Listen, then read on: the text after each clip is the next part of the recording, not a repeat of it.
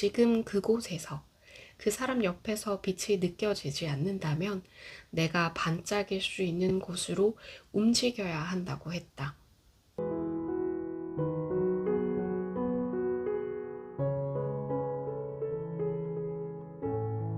안녕하세요. 새날입니다. 잘 지내고 계신가요? 오늘 하루는 어떻게 보내셨나요? 저는 요즘 목표에 대해서 다시 한번 생각을 해보고 있어요. 계속해서 여러분들께 이렇게 유튜브를 통해서 이야기를 하다 보니까 정말 목표가 중요하구나 라는 거를 또 새삼 깨닫게 되어서 계속해서 이제 목표에 대해서 좀 생각을 하게 되고, 그러다 보니까 목표가 없는 분들께는 어떤 이야기를 해드리는 게 좋을까? 목표를 찾기 위해서는 무엇이 가장 필요할까? 이런 고민들을 하면서 계속해서 목표를 주제로 한 글을 블로그에다가 쓰고 있어요. 그러면서 목표를 어떻게 하면 잘 찾을 수 있을까? 목표를 찾기 위해서는 가장 먼저 해야 하는 일이 무엇일까라는 고민을 계속 하다 보니까 오늘은 스스로의 취향에 대해서 좀 알아야 하지 않을까라는 생각이 들었어요. 스스로가 뭘 좋아하는지를 알아야, 그래야 괜찮은 목표를 찾을 수 있다. 진정으로 가슴 뛰는 목표를 찾을 수 있지 않을까, 이런 생각을 하게 되었어요. 그래서 취향이 또 중요할 수 있겠구나, 그런 생각을 하다 보니까 취향의 기쁨이라는 책이 번뜩 떠올랐습니다. 사실 이 취향의 기쁨이라는 책을 제가 정말 오래전에 읽었어요. 정말 오래전에 읽었고, 그리고 요즘 계속해서 소개해드리고 있는 자기계발서가 아니라 되게 얇은, 보시면 아시겠지만 정말 얇죠. 얇은 에세이예요. 이 취향의 기쁨을 쓰신 분께서 인스타그램으로 이제 카툰을 그리시면서 유명해졌기 때문에 이 책 중간중간에 보면은 이렇게 카툰도 있어요. 직접 그리시는 그림도 중간중간에 있고, 그래서 굉장히 가볍게 읽을 수 있는 책이지만 공감 가는 내용들도 많았고, 뭔가 기억에 남는 부분도 많았고, 그냥 뭔가 진하게 여운이 남아서 뭔가 앞으로 내가 어떤 일을 해 나갈 때 이렇게 해야겠다 하면서 다시 생각하게 되는 부분들이 굉장히 많았던 책이라서 정말 괜찮게 읽었다라고 예전에 읽고 나서 바로 리뷰 글을 썼어요. 그만큼 좋아했던 책인데, 목표에 대해서 계속 생각을 하다 보니까 이 책이 또 오랜만에 생각이 났습니다. 아직 목표가 명확하게 정해지지 않은 분들을 위해서 좀 도움이 될 만한 이야기를 이 취향의 기쁨이라는 책에서 한 부분 소개해 드리려고 합니다. 취향의 기쁨 137쪽부터 시작되는 이야기고요. 제목은 반짝반짝 빛났던 빗자국을 찾아서입니다. 나 요즘 빛을 잃어버린 것 같아. 2018년 여름, 친구에게 문자를 보냈다. 대기업으로 이직한 지 1년 6개월이 넘어가던 시점이었다. 모두가 부러워하는 큰 회사에 몸담고 있었으면서, 꿈에 그리던 워라밸이 충족되는 회사를 다니고 있었으면서 나는 자주 우울했다. 매일 아침마다 출근하는 게 고역이었다. 설렘이 하나도 없었다. 젖은 손뭉치 같은 몸을 이끌고 꾸역꾸역 회사를 가던 어느 날, 문득 24살에 처음 인턴으로 들어갔던 회사가 떠올랐다. 대학생 신분이었던 내게 그 회사는 꿈에 그리던 곳이었다. 첫 출근 날을 받아두고 전날 잠을 한숨도 못 잔 건 물론이고, 일하는 동안에도 가라앉지 않는 흥분 때문에 손바닥이 땀으로 흥건해 마우스 위에 휴지를 얹어두고 일을 했었다. 얼른 출근하고 싶어 일찍 잤고, 아침에도 눈이 번쩍 떠졌다. 회사로 향하는 발걸음이 그렇게 가볍고 경쾌할 수가 없었다. 물론 첫 회사였기에 가능했던 일일 수 있다. 하지만 그 이후 2군데의 회사를 더 다니면서 월급이 밀리거나 야근이 많아 힘들었던 적은 있었어도 내가 가진 빛이 사라지고 있다는 느낌은 한 번도 받아본 적이 없었다. 적어도 일은 늘 재미있게 하던 나였는데 갑자기 파스스하고 모든 연료가 타버린 느낌. 아무리 다시 불을 지펴도 예전의 빛깔로 돌아갈 수 없을지도 모른다는 생각이 나를 덮치면서 불안은 증폭됐다. 당시에 만나고 있던 사람과의 관계에 균열과 불안이 생기기 시작한 것도 한 몫을 했다. 그 사람과는 무슨 이유에서인지 몰라도 연애를 하면 할수록 점점 내 안의 빛이 사라지는 게 느껴졌다. 끝까지 아니라고 믿고 싶었고 노력하면 붙잡을 수 있다고 생각했지만 빠른 속도로 사라지는 빛의 잔상 앞에서 내가 할 수 있는 건 아무것도 없었다. 왜 그랬을까? 다니던 회사에서도 만나던 사람과의 관계에서도 내가 빛나지 못했던 이유는 무엇일까? 그때의 나는 모든 게 다 내 잘못이라고만 생각했다. 회사가 요구하는 역량에 내가 미치지 못하는 탓이고 그 사람에게는 내가 잘 맞춰주지 못하는 못난 사람이라서 그런 줄로만 알았다. 하지만 돌이켜 생각해보면 누구의 탓도 아니다. 그저 나는 그 회사와 그 사람과 맞지 않았다.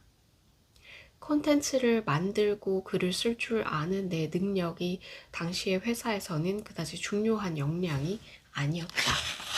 때문에 좋아하고 잘하는 일을 제대로 꺼내볼 수 없는 환경에서 나는 자꾸만 위축될 수밖에 없었다. 나 그림 작가 해보고 싶어 라고 그에게 처음 내 꿈을 이야기했을 때 그는 고개를 내저으며 어려울 거라 했다. 가까운 사람의 말에 영향을 많이 받는 나로서는 그 한마디에 사기가 꺾여 한동안 그림 작가에 대한 꿈은 모두 접어뒀었다. 그렇게 빛을 잃어버린 것만 같던 때, 내 문자를 받았던 친구는 내가 얼마나 반짝이던 존재였는지 잊어서는 안 된다고 해줬다. 지금 그곳에서 그 사람 옆에서 빛이 느껴지지 않는다면 내가 반짝일 수 있는 곳으로 움직여야 한다고 했다. 그때 그 말이 얼마나 큰 힘이 됐는지 모른다.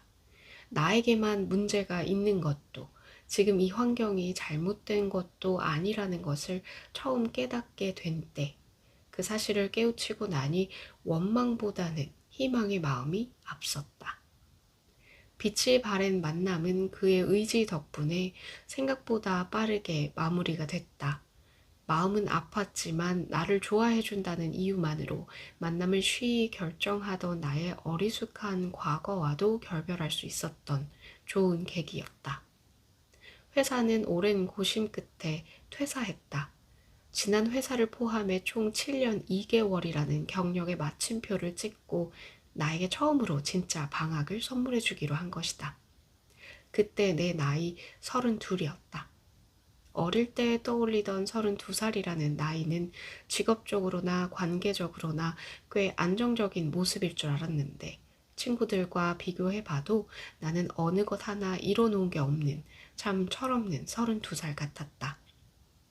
하지만 계속 흐르는 시간 앞에서 42살의 백수를 떠올리는 것보다 지금 방황하는 것이 더 낫겠다 싶었다. 적은 금액이지만 그동안 일하며 모아놓은 돈이 있어 당분간은 버틸 수 있었다. 다음 스텝을 신중하게 선택하고 싶었기에 돈이 많이 드는 여행은 포기하고 계획 없이 푹 쉬면서 그간 힘들었던 마음을 비워내고 내가 언제 가장 빛이 났었는지 찾는데 몰두했다. 지나간 과거는 연연하지 말라고들 하지만 오히려 과거로부터 쌓아온 데이터들 덕분에 내가 새롭게 쌓아야 할 경력과 만나야 할 관계에 대한 취향이 확고해지기도 하더라. 나만의 잘못은 아닌 것 같지만 그렇다고 환경 탓만 하고 싶지도 않은 순간이 있다. 그 환경조차 내가 선택한 것이기에 결국 모든 화살표가 나에게 돌아온 것만 같은 느낌 때문이다. 그렇게 어느 쪽의 잘못도 선명하게 느껴지지 않을 때 누구에게는 빛나는 자리와 관계가 있다는 사실을 잊지 않고자 한다. 수많은 행성들 사이에서 잠시 길을 잃은 것뿐 내면의 빛을 인도하는 곳으로 따라가다 보면 나에게 꼭 맞는 형태의 빛을 만날 수 있다는 믿음으로 내가 내 인생의 빗자국들을 자주 기록해두고 들여다봐야 하는 이유. 어떻게 들으셨는지는 모르겠지만 이분도 참 고민을 많이 했던 시기가 있었고, 그렇지만 그 고민의 시기 덕분에 인스타그램에다가 카툰을 올리시면서 솔직하게 본인의 이야기를 털어놓으시면서 이렇게 작가의 꿈을 이루셨어요. 이런 기분을 느껴본 분이 계신지는 모르겠어요. 내가 빛을 잃어가고 있는 기분이야, 이렇게. 사실 그냥 눈앞에 벌어지는 일들을 자꾸 처리를 하고 다가오는 일들을 계속해서 잘 헤쳐나가는 거에만 집중을 하면 내가 빛을 잃어가는 기분이야 라는 그 느낌을 받기는 사실 쉽지 않을 거라고 생각을 해요. 저는 사실 그런 기분을 받아본 적은 없거든요. 내 빛을 잃어가는 기분이야, 이렇게. 회사에 이렇게 취업을 해서 직장인으로서 살아본 경험이 없어서 그럴지도 모르겠어요. 저는 계속해서 강사로서의 일만 해왔기 때문에 그럴 수도 있는데, 뭔가 이렇게 본인 스스로를 돌아보면서 계속 생각하는 그런 시간을 많이 가져야 하고, 그리고 그런 시간이 왔을 때 뭔가 두려워하지 않는 자세가 좀 필요하다고 생각을 해요. 제가 요즘 목표에 관한 이야기를 자주 쓰고 있는데, 많은 분들이 깊게 생각하지 않으려고 하는 이유는 뭘까라고 또 생각을 해 봤는데, 그 순간이 정말 쉽지 않거든요. 어디에 갇혀서 정말 아무것도 보이지 않는 곳에서 그 헤매는 기분이 참 끔찍해요. 그래서 내가 이 순간을 언제 벗어날 수 있을까? 그런 것도 아무것도 모르겠고, 내가 과연 이 세상에서 나의 존재감을 드러낼 수 있을까?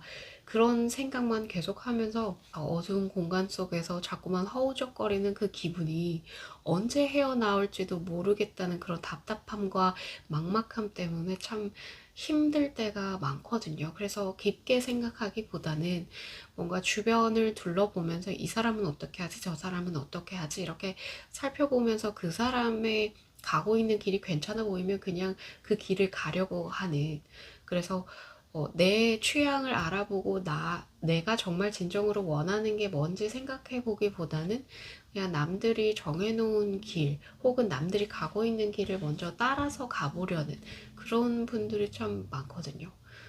그런데 이렇게 좀 생각을 해보면서 자신이 빛을 발하지 못하고 있는 이유가 주변 환경 때문일 수도 있다. 나만의 길을 좀 찾아봐야 한다.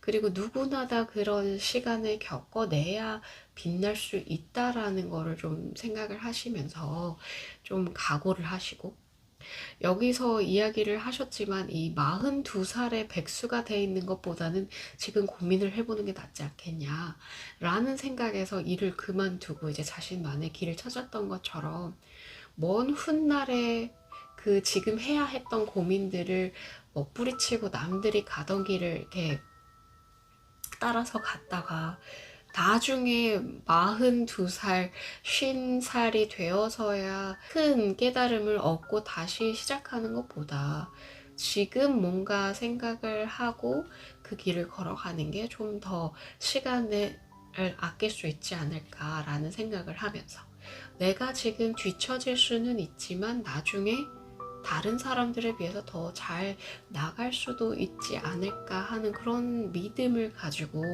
지금은 좀 더 고민을 많이 해보는 시간을 가지셨으면 좋겠어요. 그리고 정말 진정으로 원하는 목표를 찾는 그런 시간을 가지셨으면 좋겠어요. 그래서 취향을 좀 쌓는 일, 새로운 경험을 많이 해보는 일, 남들의 시선에서 방해받지 않고 그 사람들의 생각에 구속되지 않고 정말 자신만의 생각을 꿋꿋하게 지켜나가는 일, 그런 것들에 좀 더 집중을 해보는 시간을 가지셨으면 좋겠습니다. 정말 목표가 중요하다라는 거를 요즘 들어서 깨닫고 있거든요. 제가 목표 없이 살지 않았는데도 불구하고 진정한 목표라는 것이 이런 거구나 라고 새롭게 깨달으면서 요즘은 또 새로운 시각으로 많은 것들을 보게 되면서 또 더 많은 것들을 계속해서 깨닫고 있어요. 그래서 저보다 더 빨리 그런 것들을 깨달으면서 새로운 것들을 많이 보셨으면 하는 바람에서 이렇게 재차 목표가 중요합니다 라는 이야기를 드려봅니다. 오늘 읽어드렸던 이 취향의 기쁨이라는 책은 이 생각을 많이 하신 분이 쓰신 책이라서 그런지 뭔가 공감이 되고 나도 생각해 봐야겠다라고 하는 부분들이 굉장히 많았어요. 그래서 에세이를 좋아하시는 분들이라면 한 번쯤 읽어보기 괜찮은 책이라고 생각을 하고요. 그리고 군데군데 카툰들이 많이 있어서 책과 친하지 않으신 분들도 한 번쯤 읽어보기 괜찮은 책이지 않나 이렇게 생각을 해봅니다. 오늘도 영상 끝까지 시청해 주셔서 감사하고요. 다음 시간에 또 찾아뵙겠습니다. 감사합니다.